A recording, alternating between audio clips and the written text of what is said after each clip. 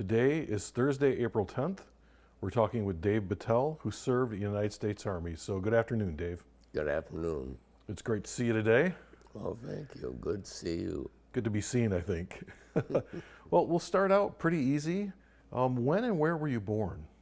I was born 1816 Vermont Avenue, Lansing, Michigan, December 7th, 1932.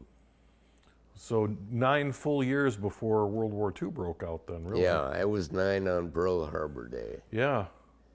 I had a cousin up in Sheridan, and we were celebrating a mutual birthday. He had a December 7th. My uncle went over to get my grandmother to come and take care of his daughter, and my dad had gone up and beat him, and so he brought Grandma home, and Yeah. So what was it like growing up in Lansing at that time? What do you kind of remember about your childhood?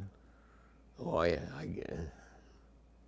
let me just tell you an experience I had. All right. I was 3 and a half. I walked up the corner of White Street in Vermont, and a man came by and he said, "How would you like to go to the park and swing?" 3 and a half. Right. Oh, sounds like fun. So he took me over to the park. He said, "I'm going to go get my car." He said, "You wait here."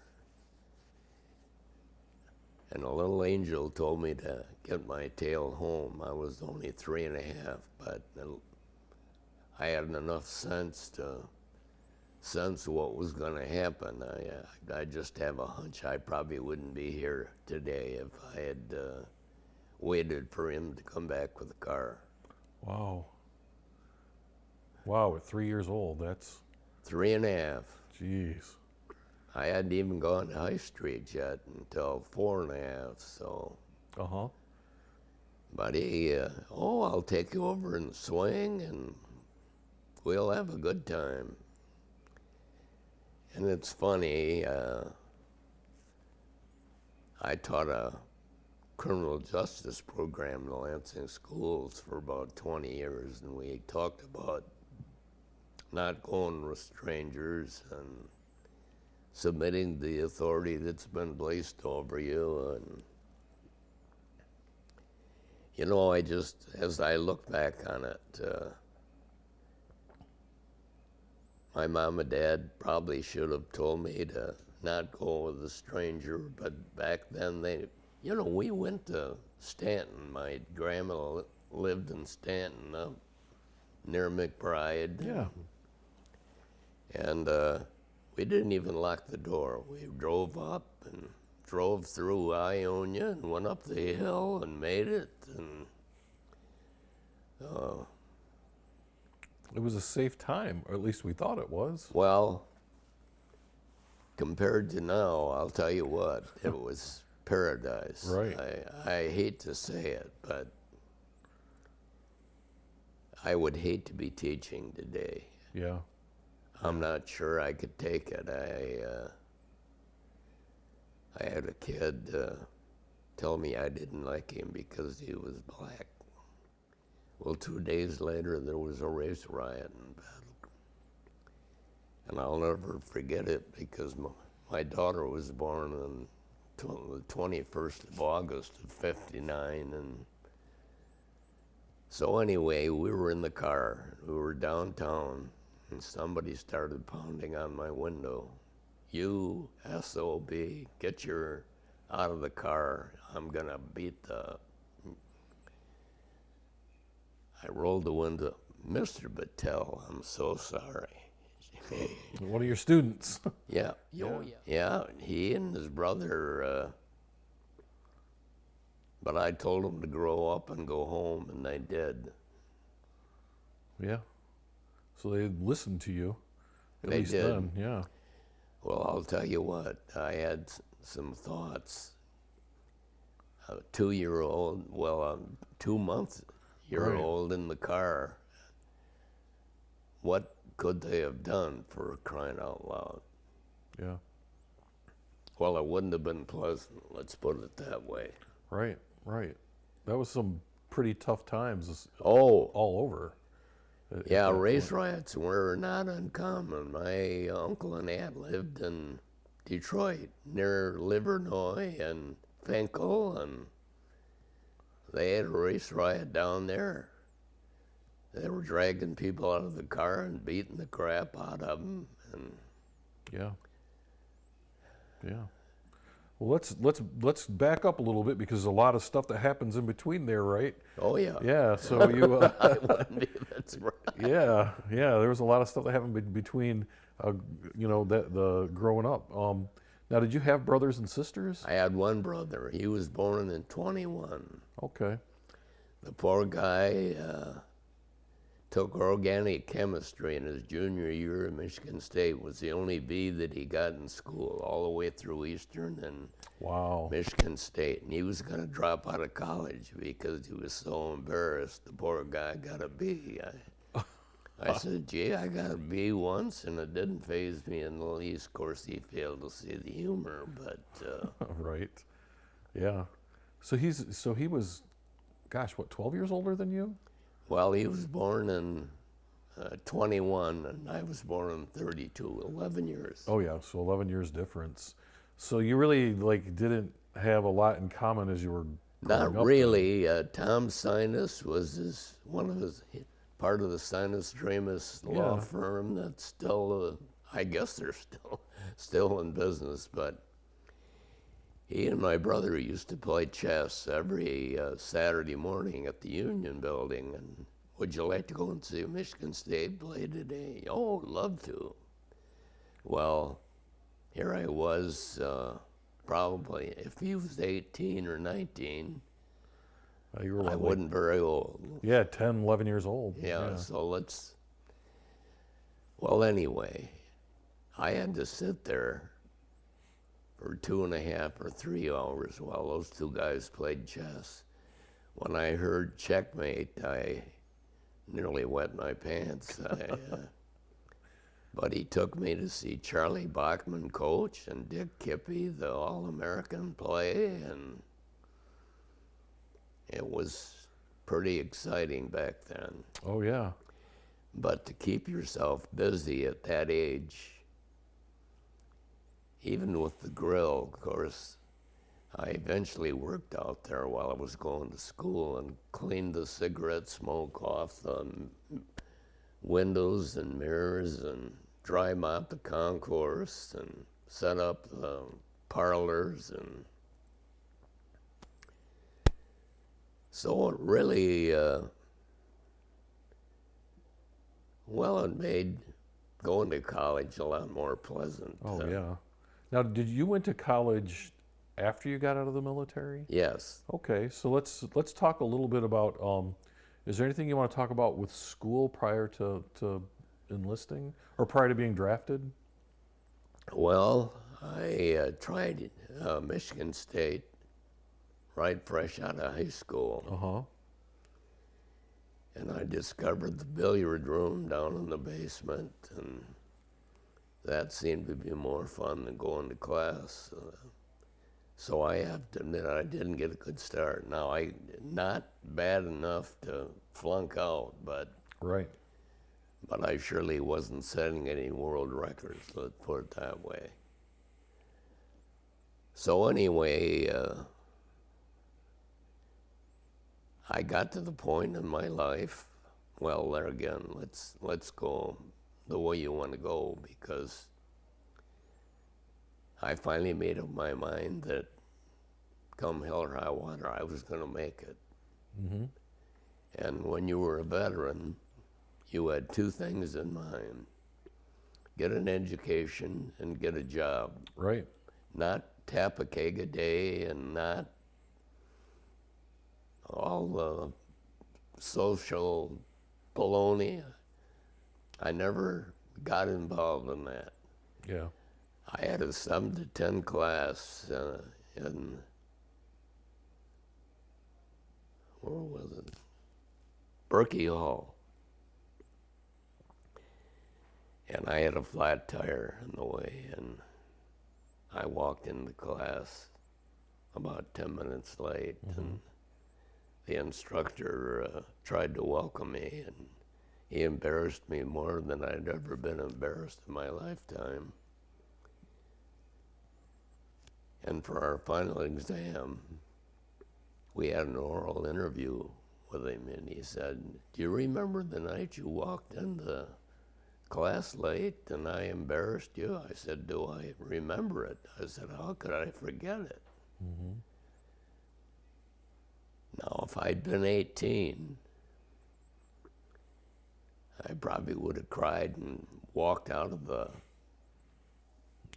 class. But I had other things in mind, and Well, you were older, you're more mature, you had some just time a little under your bit of belt, maturity. And after being in the military, I thought the first 2 direct orders were negotiable. Once I found out they weren't, I got along a lot better. I tried to change the Army, and they tried to change me, and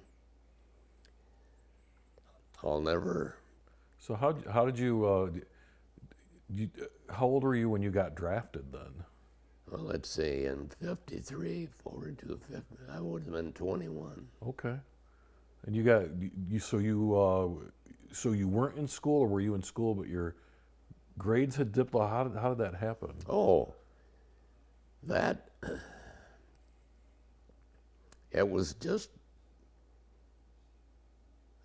well, one quarter, so it wasn't long. And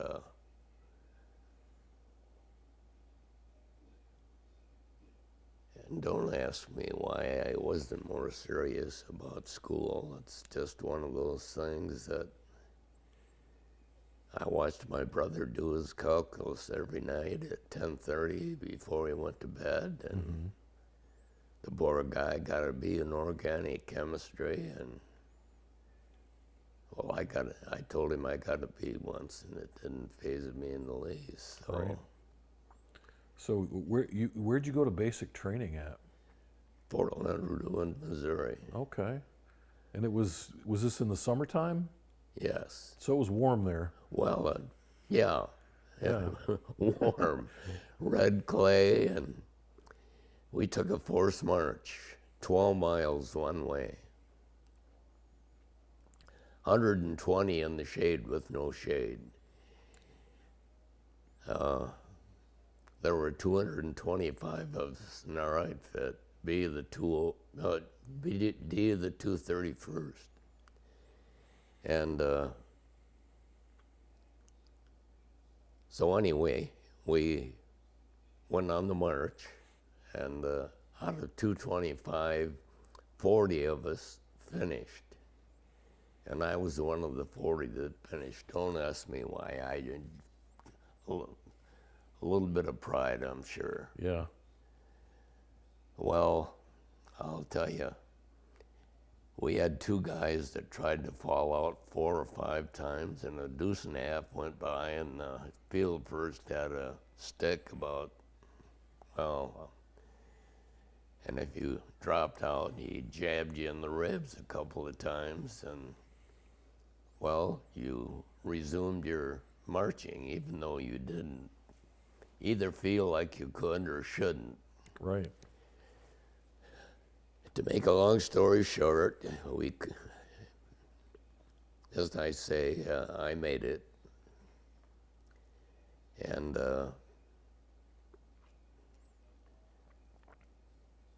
well, the one guy died when he turned the company straight from a cooked brain.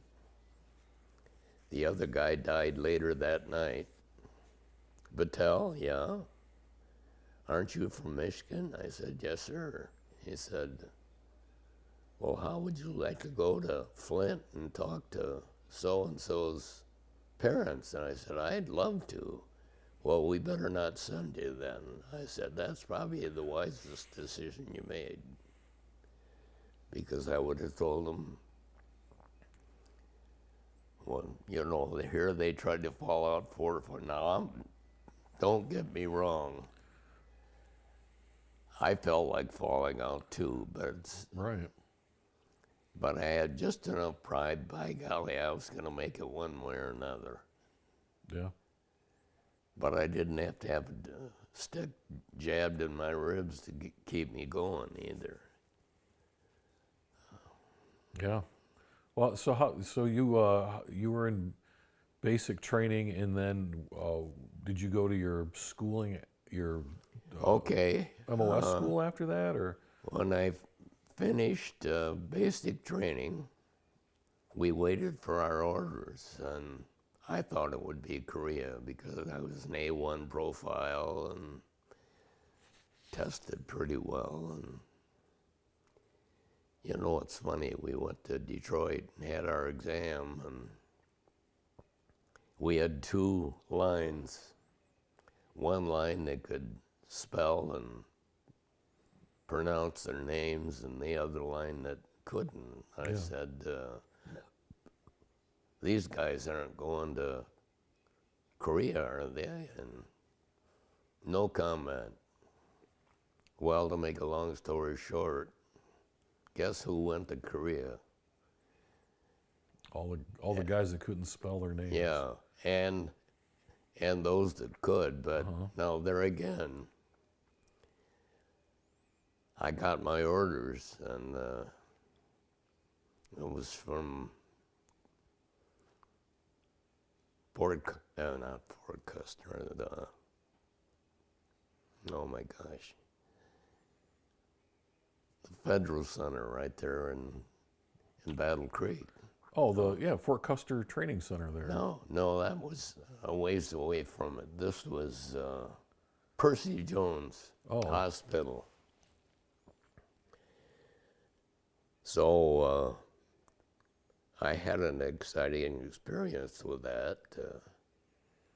The guys that I was stationed with weren't too impressed when they found out that I was going to Battle Creek, 48 miles from home, and Right. they were going to Fort Lewis, Washington for a couple of weeks and going home and on their way to Korea and probably not coming back. Well, when they found where I was going, they were so impressed that they took my foot locker, all of my clothes, and took them out in the woods and hid them. I had a feeling they were a little bitter. Oh, yeah. And there again, if I were going to go to Korea, and they wanted to send me to leadership school, which you were a head man on a rifle team. There was an 8-man rifle team, and they gave you a BAR and a wide helmet, and you're the lead man, and you're out in front. And oh my gosh, officer, well, anyway, some real experiences that would have been pleasant, but I said, what's the catch? Well, the life expectancy of the lead man on a rifle team is 90 seconds. I said, you know what? I think I've changed my mind. I don't think I'll go. Yeah. And it probably saved my life, or it could have. Right. So what did you do at Percy Jones then? I mothballed all the equipment because we were getting rid of Percy Jones. It was becoming the Federal Center there in Battle Creek. Oh, okay. So I put Cosmoline on all of the equipment and called all the hospitals and asked them whether they needed whatever we had. And I think the thing that hurt me more than anything, we had an X-ray cable. They were about 4 inches in diameter. Mm-hmm. And I tried to call Percy Jones and, 5 or 6 of the Army hospitals, and none of them needed a X-ray machine. And I thought to myself, Well, in order to get rid of the X-ray cable or the X-ray machine, they had to put it in salvage, and I had to saw that thing in two with a hacksaw. And I thought to myself, what a waste. Yeah. But there again, it took me a while to wake up, but when they gave me this order, I just felt like I had to do it. Right. So I was there 6 months, and I got some new orders for Fitzsimmons Army Hospital out in Denver, Colorado. As the chaplain's assistant there in Aurora, where all of the rascals are breaking in, and I'll tell you. Well, anyway. Yeah. So you're out in Aurora, Colorado now. Yeah. Yeah. Yeah, Fitzsimmons. Well, this was my brother and my dad. My dad was in World War I. My brother made it through Normandy. They were going to commission him in the Navy and found out he had asthma, so the Navy wouldn't take him. So they handed him a flamethrower and sent him over into Normandy, and he made it through. Wow. My dad rode a horseback during World War I. So you have a family history of being in the military then? Oh, yeah, it was in the family. Yeah, definitely. So you, how long were you at Fitzsimmons then? I went there January 1st of 54. So, not quite a year. Okay. But I showed Moody Science films up on the floors and witnessed to the troops and kept the chapel. There's a picture, let me see here. Of this the chapel right there? Yeah. Okay. Yeah, I see that. Okay. So I kept that clean and was responsible for the choir, and as I say, showed Moody Science films up on the floors there at the hospital. Uh-huh. And I have to admit, it was,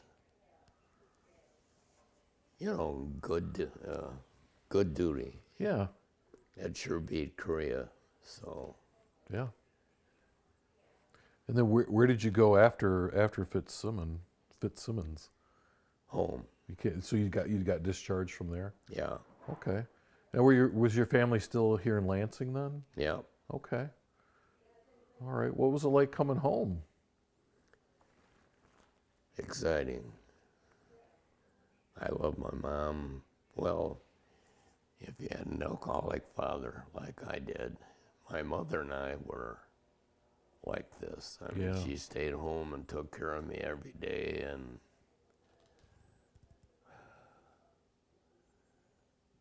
I don't mean to be unkind, but when you have to take your dad on a Ed's bar 2 or 3 times out of the month, it wasn't a lot of fun. No, that had to be really hard. Well, I have to say this, that when I was 12,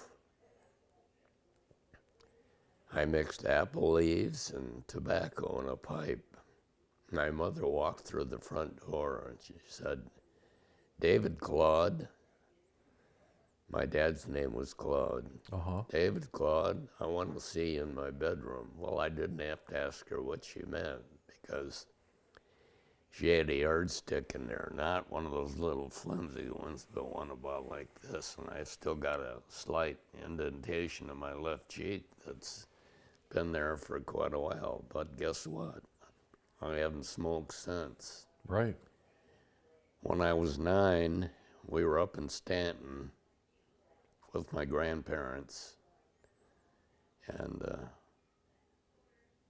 my grandfather asked me if I wanted to taste a beer, and I said, yeah, I guess. Well, I took it and spit it out. That's the last time I drank, too. So I'm a slow learner, but I learned a few things from life's experiences that Yeah.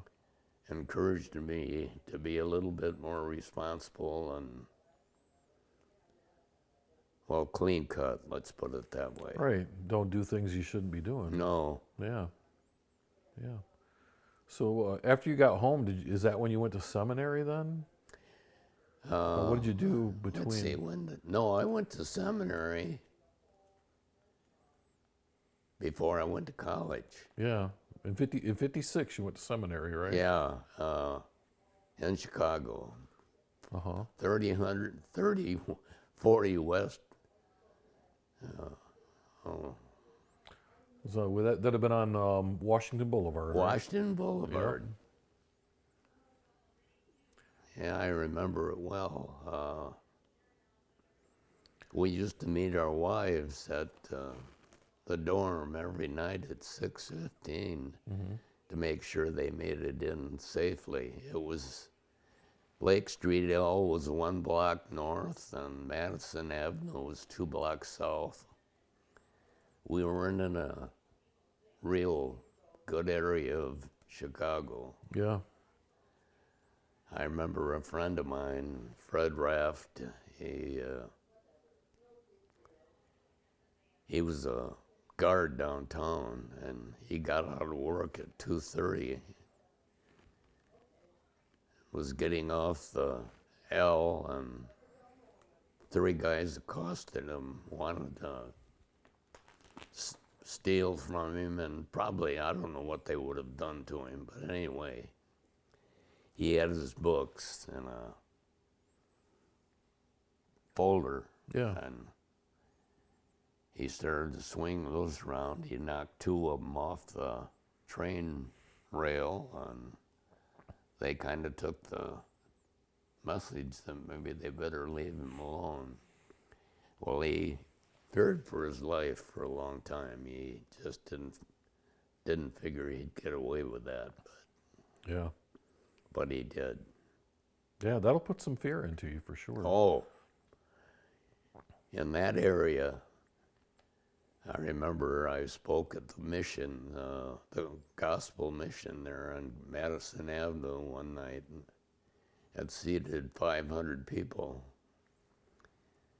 and they all were alcoholics. You walked in and you got a cheap drunk, whether you wanted to or not. But they couldn't eat until they listened to the sermon. So I had a captive audience, and so I spoke and left, and well, I was impressed. I wasn't impressed with the alcohol because I'd grown up with it, and Yeah. Some pretty bad memories too about that. well, my brother had a chance to go to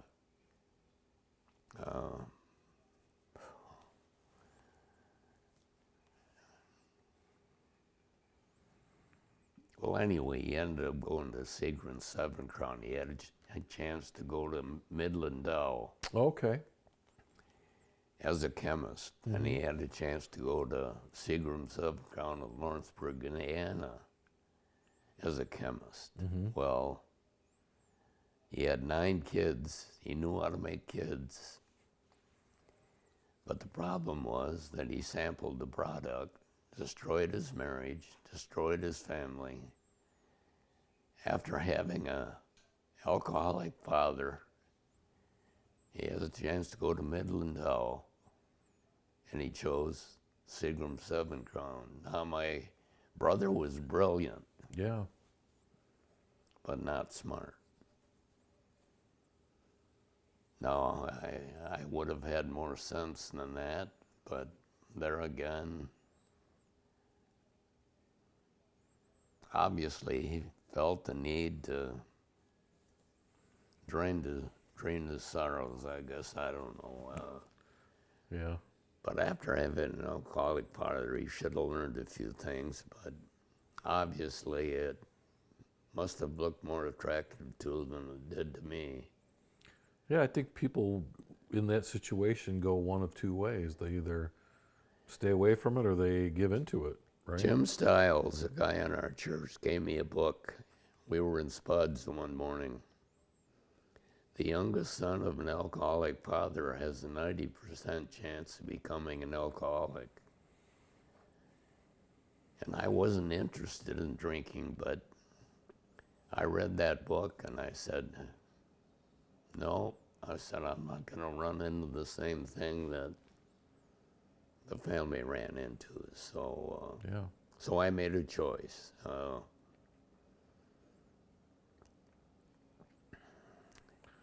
And I'm not sorry. No. I was in the Army. I was ready to get out, and a girl I was writing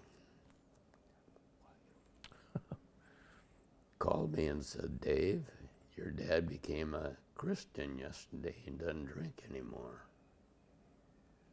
And I told you what I said, that, yeah, but does he drink any less? And the last 23 years of his life, he didn't drink and didn't smoke. Now, he still died of emphysema from he smoked cools inside of the house. My mom died of lung cancer. To watch your mom die of lung cancer, there's nothing any more devastating than watching that, I'll tell you. She was in constant pain and complained, and you tried to soothe her, but you just loved her and she loved you, and that was about the extent of it. It's all you could do at that point, right? Yep. Yeah. So you left seminary then, though, after about a year, right? Yeah. Yeah. One year I went to seminary. Did you just decide that that wasn't the life for you, or what? Well, no, I was going to go to Michigan State. I didn't have my undergraduate degree, so it was going to be 7 years of schooling. Okay. And otherwise it's 4, with your college. And so So you had just reached the point where you had to get your degree before you could. I had to get a degree before I could do what I wanted to do. And Okay. after the second quarter, I took a writing class.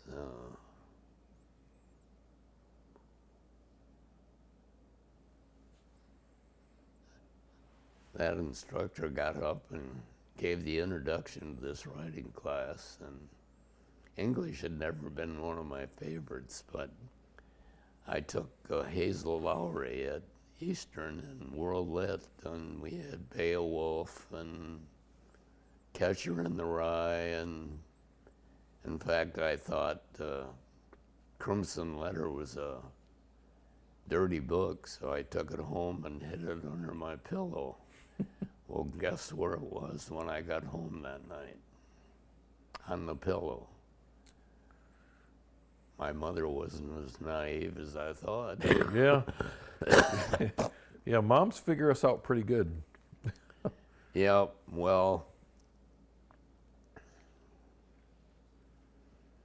that's about it. Yeah. So you got into Michigan State then, and Yeah, I got into Michigan State, and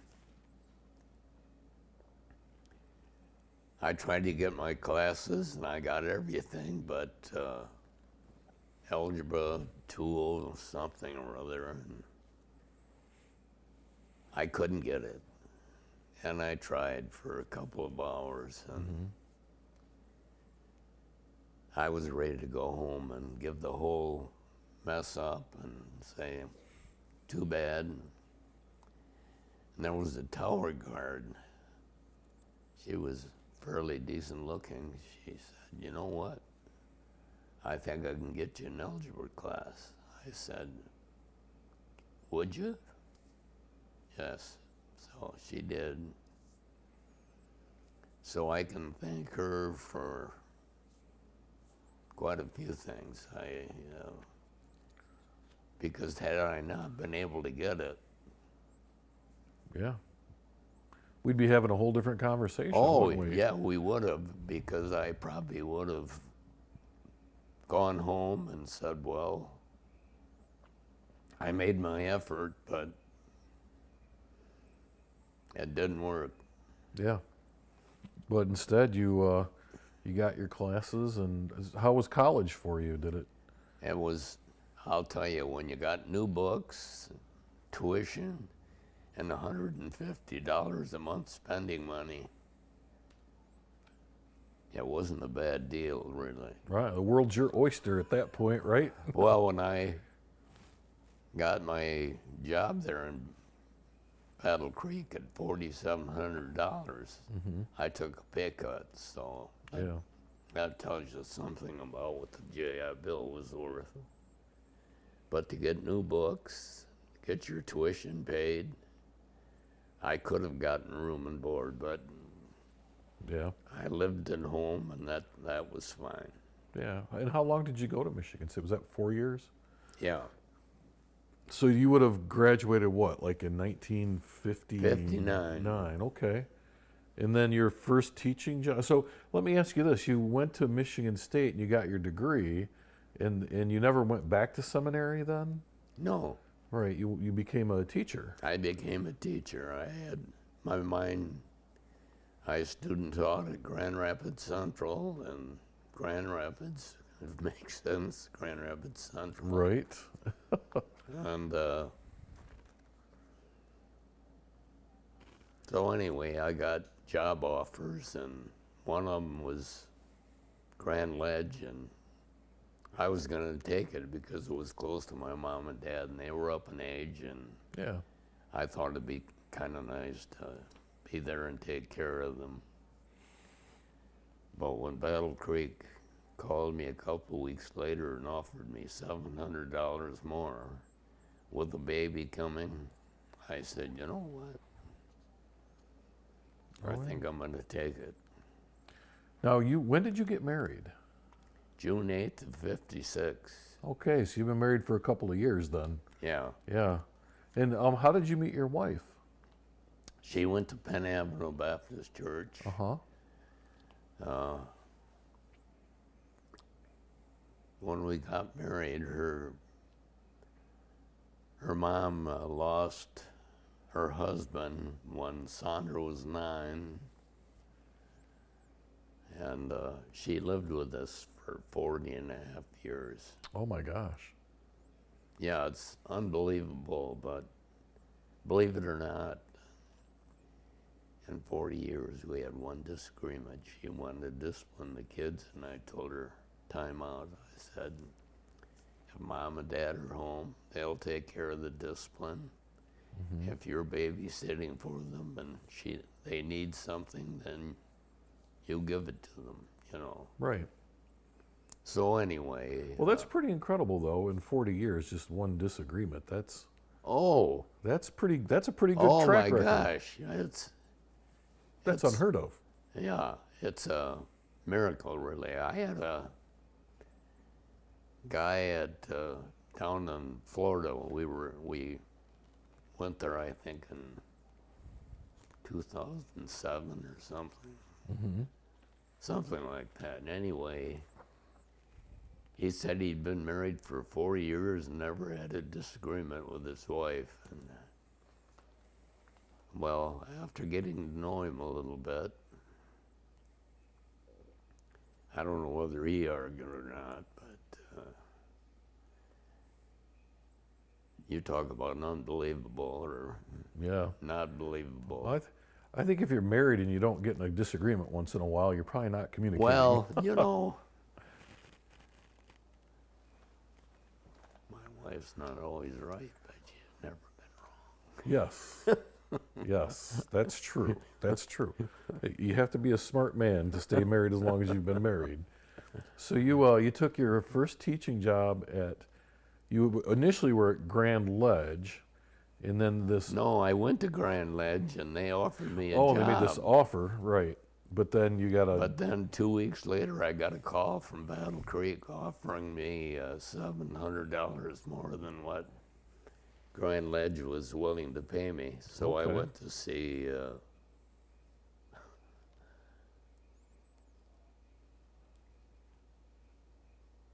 who was their superintendent at Grand Ledge? Well, anyway, he practically hugged me. He said, you know, if they offered me $500 more next year, I'd probably take it. yeah. So he completely let me break contract and go to Battle Creek, which I thought was more than generous because he didn't have to. Right. Right. He allowed you to take care of your family though, so that was good. Yeah. And really, we got into a good church, got a new home there. We lived in our Army housing for about a year. Mm-hmm. Cement slab, no basement. Basic shelter, right? That's about it. Yeah. Well, and how long were you at Battle Creek then? How long did you teach there? 5 years. Okay. And then I got my master's in counseling in Petersburg, Michigan. The superintendent called me and he said, I'd like you to be the guidance director for grades kindergarten through 12. Are you interested? Well, I had a good church and good home, and I thought about it, but I said, you know what? I'm interested. Mm-hmm. So we went to Petersburg, right next to Deerfield, where Danny Thomas was raised. Oh, I didn't know that. Yeah, Oh, okay. yeah, St. Jude. Oh, that's right. That's right. He was Oh, yeah. like their ambassador. He was the guy. Yeah. And his Deerfield. daughter Marlo Thomas kind of took over for that after he stopped. Yeah, Marlo was daughter. Yeah. Well, I'll tell you, it can jerk some tears. Yeah. So it was a little boring, but I enjoyed it. Yeah. And it was different though, right? Because you weren't teaching now, and now you were basically supervising the staff. Is that what you did? I taught 7th grade Okay. for 5 years in Battle Creek. Right. I had 6 classes of 33 kids. I'll tell you an experience I had with Phil Handy. I had a 7th grader that couldn't read, couldn't write, couldn't spell, and couldn't do math. Other than that, he was a whiz. Good student other than that. Yeah. Well, I got the job down in Petersburg, about 18 miles from Toledo, off from 23. Yeah. And so anyway, I had to go back to Battle Creek and get the house ready to sell. So I got a friend of mine, he and I helped me paint it, and we got it ready to sell. And it sold right away, which I wasn't surprised. But so anyway, the third day we worked. I went to the bank, and it was downtown on the corner of Capitol and Michigan Avenue there in Battle Creek. So I thought I'd walk. What's the sense of taking a car for 8 blocks or whatever? Right. So all at once, this big black kid comes up and, "Are you Mr. Bittel?" I said, "Yeah, I have been for quite a while." He said, "Do you know who I am?" Well, I had him in 7th grade when he was about 3'6" and weighed 115 pounds. That day he was about 6 feet and weighed 200 pounds. He's a little bigger. just a little. Yeah. He said, "You know who I am?" And I said, "No, I don't have the. I'm Phil Handy." I said, "Phil Handy? Didn't I have you in 7th grade?" He said, "Yeah, Mr. Bittel, I've been wanting to talk to you. You changed my life." He said, "I finally decided I wanted to amount to something. You were helpful in getting me to do that." He said, "You know what I did?" I said, "No. I went to Western Michigan University, got my degree in finance, and I'm the president of the Michigan National Bank downtown." And I grabbed him and hugged him. And Yeah. You put him on a different path than he was on, that's for sure. Well, I was in Fitzsimmons,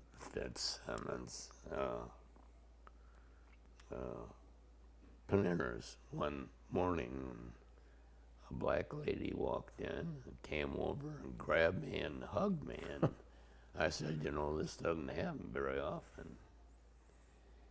She said, "Well, do you know who I am?" And I said, "I don't have the foggiest."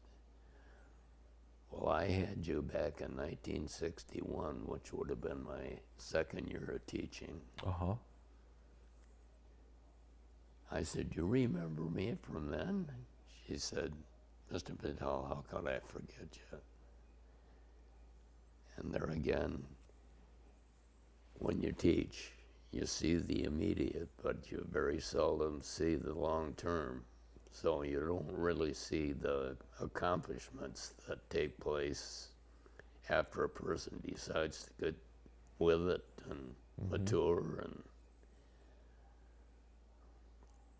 You sowed some seeds and they grew. Right? yeah. Yeah. So anyway. So you get your house all fixed up and ready to sell. Oh, yeah. Uncle, what was his name? So you were working down in, you said Petersburg, Michigan? Petersburg. Yeah, Petersburg. So Right next to right next to Deerfield. Deerfield. And how long were you in Petersburg? We came back to Lansing in '66, so. But my dad was interesting, to say the least. And I figured I'd better get back. And so I sent out fielders, and Okemos offered me a job, and Walter French offered me a job. Well, if all things were equal, I would have chosen Okemos, because I know it's more blue collar or white collar.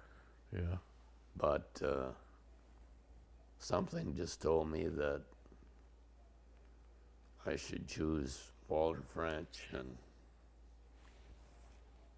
well, I had the police program for 20 years, taught human growth and development for about 5 years. Work boy stayed out at Brody for 40 years.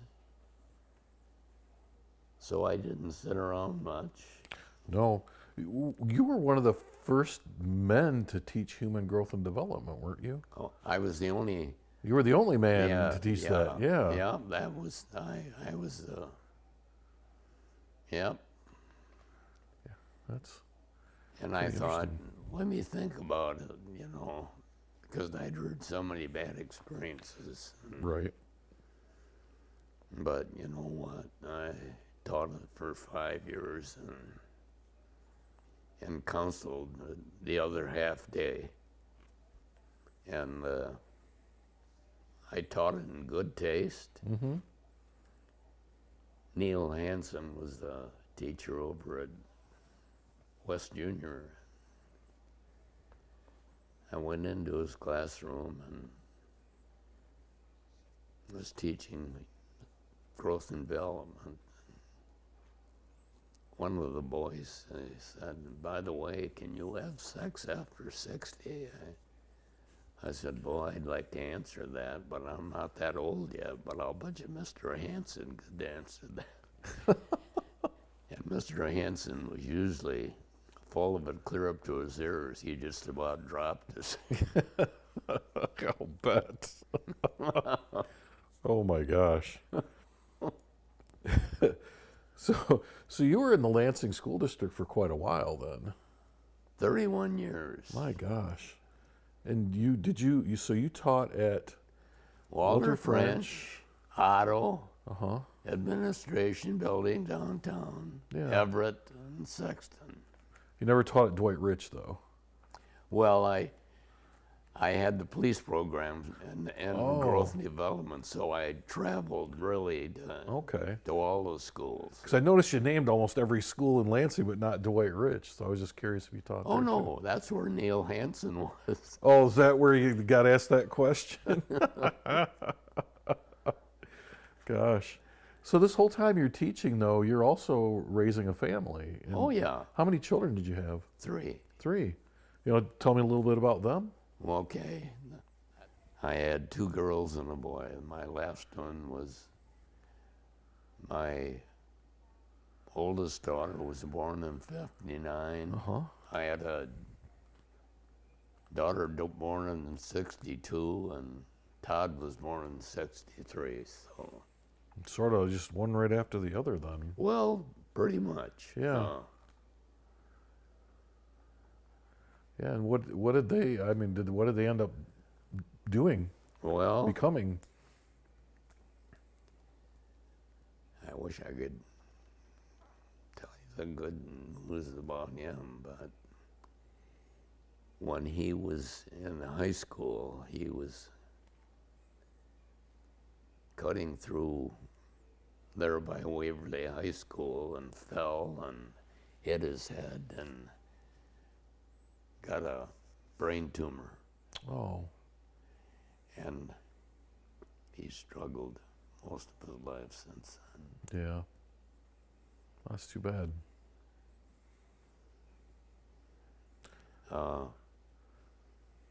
Karen, let's see, she worked at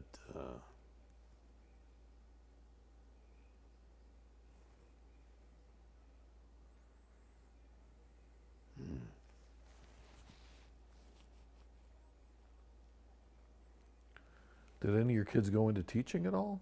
no, Oh, okay. Okay. they probably saw me and said, gee, why would I want to do that?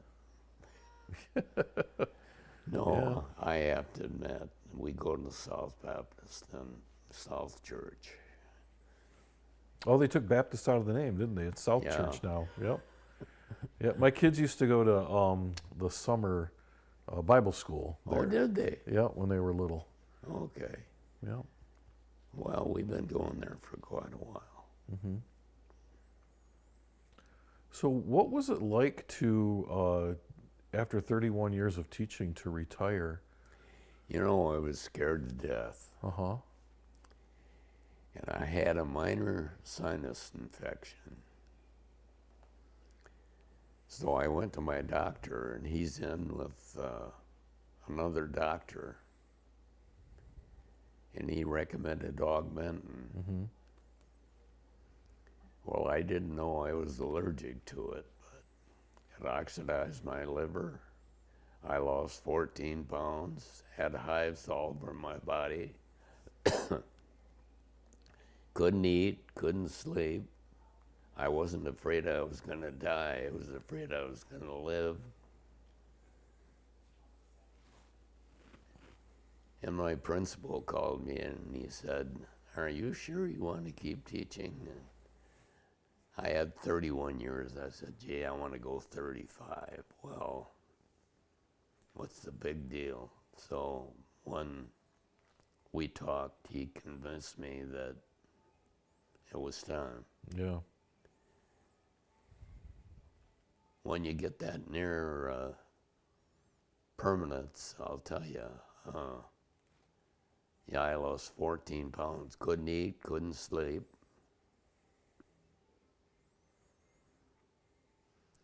The funny thing about it is I was working at the student services downtown with Pat Farrell, Pat Isom, Mm-hmm. and if you missed 7 days of work, you had to bring a doctor's excuse. So I walked in with the doctor's excuse, and Pat Isom took it, tore it in two, and said, "If you say you're sick, I know you are."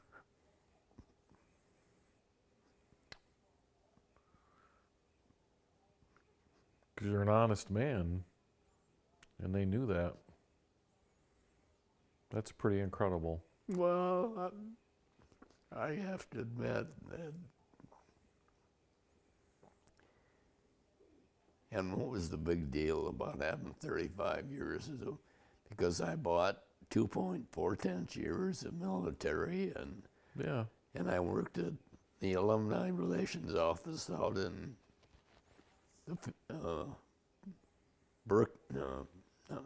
the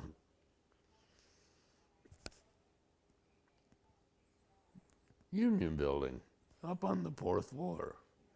We sent out mailings to All the graduates. Yeah. So anyway, I decided that was it. So did you do anything after that? I was a security guard at East Lansing High School, Waverly Junior High, the library and museum downtown. Mm-hmm. I worked Players Club, the golf course out on Canal.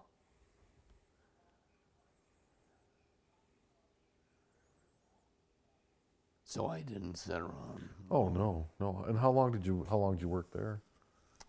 I don't, where now? The Players Club, I was there 5 years. Okay. And down to the museum and library, I was there about 5 years too. So Okay. So about 10 years altogether then Yeah. doing that. Yeah. when you add that to 31 years of military and, well, even Boy State, I loved that program, and that was 40 years, so I didn't sit around. No. It sounds like you kept pretty busy. Well, I had a paper out. I got it when I was 9, gave it up when I was 18. Yeah.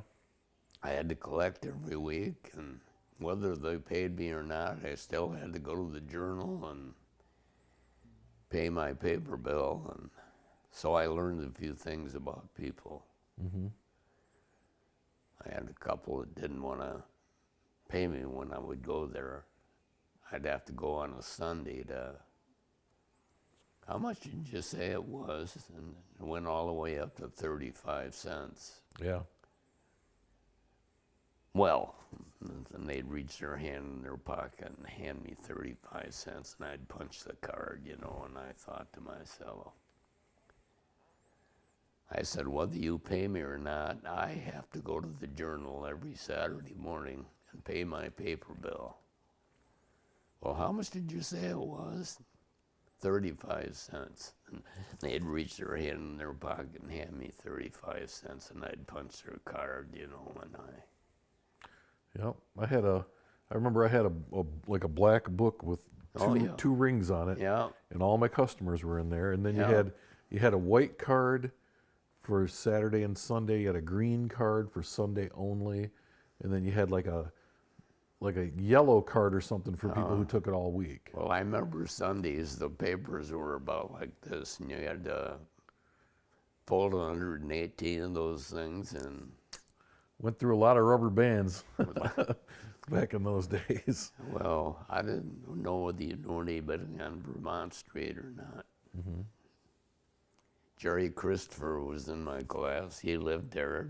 Dwayne Evans, he lived there. Louise Drooping, she lived there. Viola Dean, she lived right there. Bob Schroeder, Bob and Eddie Schroeder, they lived there. So I delivered papers for close to 9 years. Yeah. And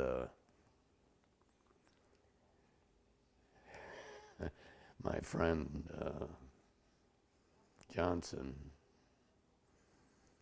he said, how would you like to come and pitch for my 10th grade baseball team? I said, boy, I'd love to, but I hate to give up my paper out. So I kept my paper out. Uh-huh. I figured,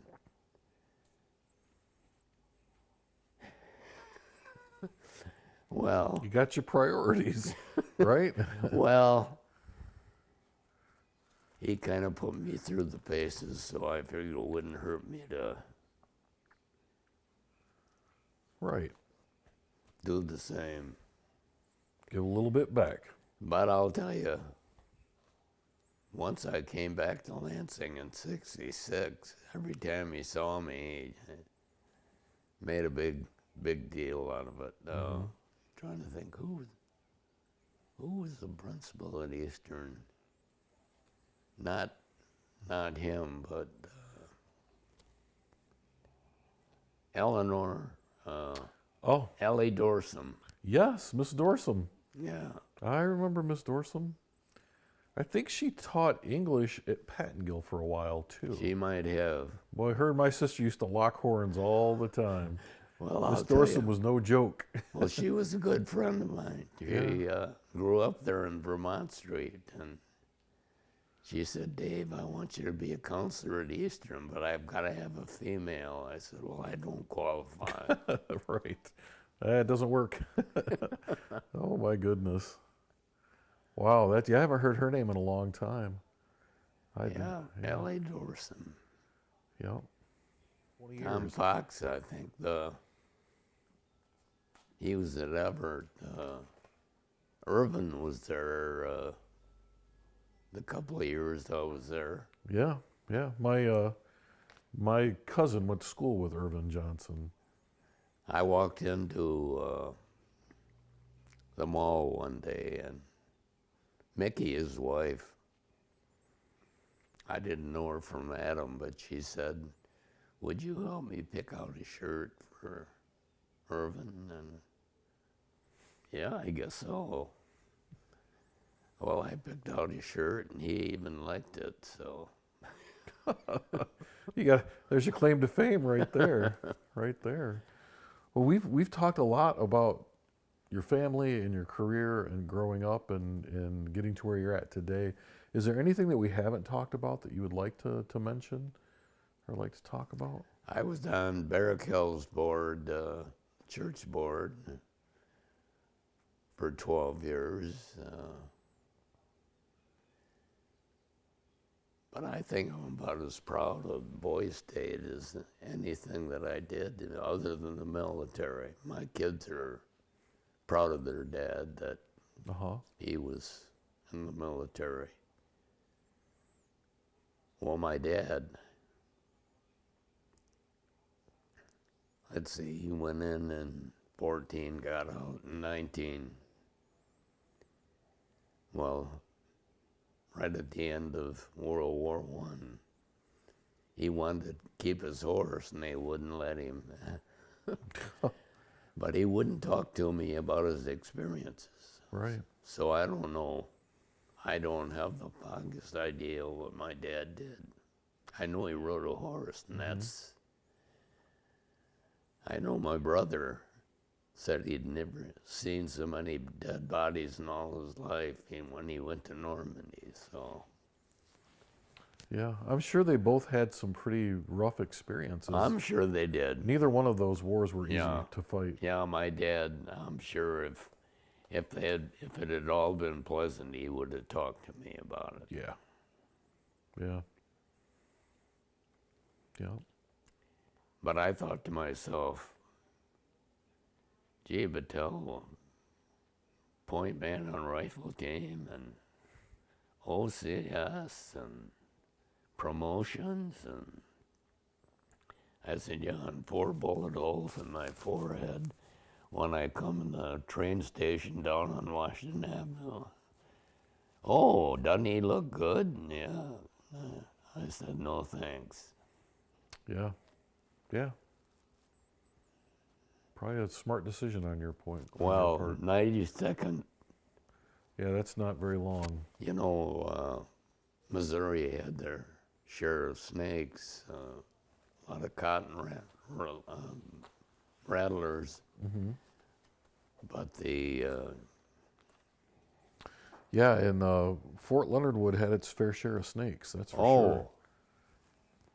What was the name Was of it the? diamondback or cottonmouth or water moccasin? No, it was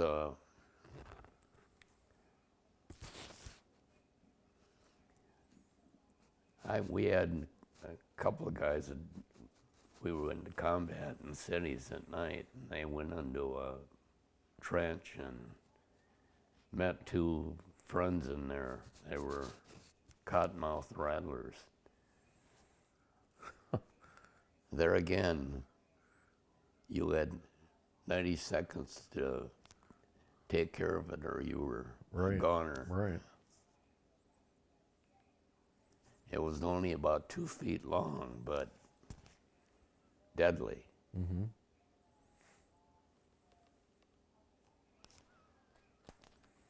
So did you encounter one of those while you were there? No, Oh, no.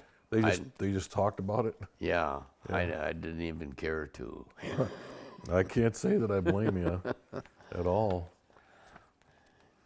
Well, I think as we kind of wrap up our conversation today, I got one more question to ask you. Uh-oh. And I've heard that story before. yeah, just one more.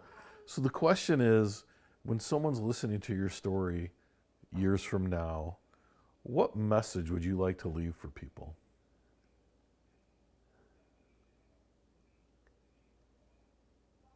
That the Lord is going to direct you where He wants you. Because so many times I had guys that I were working with that went someplace else, and they kept me there or sent me someplace else. So I've been a Christian for a long time. I just feel that Lord knows best, and He puts you in the direction where He wants you and keeps you there. All right. Well, thank you for that. Thanks for taking time out this afternoon to talk with me. I appreciate it. Well, it's my pleasure. I had no idea what we were getting into, but But here we are. well, I have to admit that when I look back at the experiences that happened in my life, the military was one that was probably the most important. You know, when you figure it pays for 5 years of schooling and allows you to teach for 31 years and get a pension every month and Social Security and security for the rest of your life, and what complaints can you have? Yeah. And if I hadn't liked it, I'm just the kind that wouldn't have kept it. Mm-hmm.